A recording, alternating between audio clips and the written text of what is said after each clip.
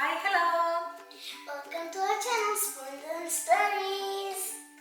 നമുക്കിന്ന് വീട്ടിലുണ്ടാക്കാൻ പറ്റിയ നല്ലൊരു തന്തൂരി ചിക്കൻ ട്രൈ ചെയ്താലോ? Yes.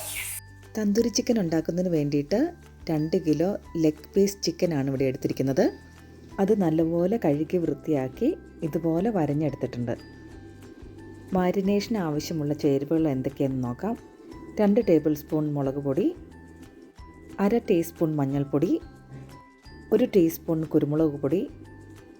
ഞാനിവിടെ എവർലാസ്റ്റിൻ്റെ ചാറ്റ് മസാല പൗഡറാണ് എടുത്തിരിക്കുന്നത്, അത് 1 teaspoon.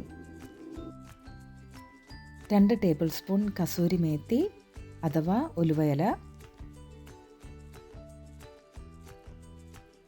1 table spoon ginger garlic paste,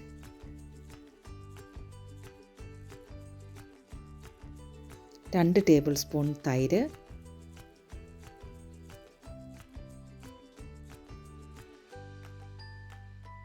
1 നാരങ്ങയുടെ നീര്, 1 ടീസ്പൂൺ ചെറുജീരകപ്പൊടി, പിന്നെ ആവശ്യത്തിന് ഉപ്പ്. ഇതെല്ലാം നല്ലതുപോലെ മിക്സ് ചെയ്തെടുക്കുക.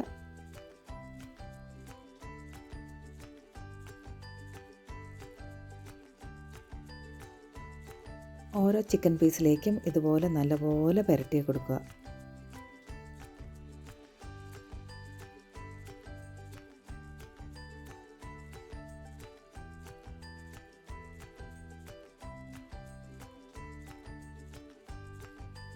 ഇപ്പോൾ എല്ലാ ചിക്കൻ പീസിലേക്കും ഇതുപോലെ നല്ലപോലെ മസാല പുരട്ടി കൊടുത്തിട്ടുണ്ട്. ഇത് 1 മണിക്കൂറെങ്കിലും റെസ്റ്റ് ചെയ്യാൻ വെക്കണം. ഇപ്പോൾ ഏകദേശം 1 മണിക്കൂർ കഴിഞ്ഞു. ഇനി ഇത് പ്രീ ഹീറ്റഡ് ആയിട്ടുള്ള എയർ ഫ്രയറിലേക്ക് വെച്ച് കൊടുക്കാം.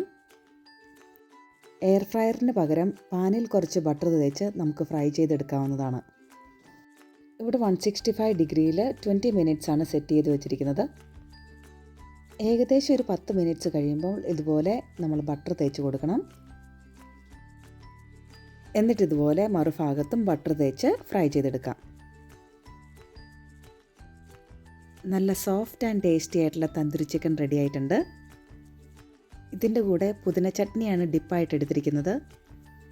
പുതിന ചട്നി റെസിപ്പിയുടെ ലിങ്ക് താഴെ കൊടുത്തിട്ടുണ്ട്. എല്ലാവരും ഒന്ന് ട്രൈ ചെയ്തിട്ട് അഭിപ്രായം പറയണേ. Thank you. ഇനി അടുത്ത വീഡിയോയിൽ കാണാം കേട്ടോ.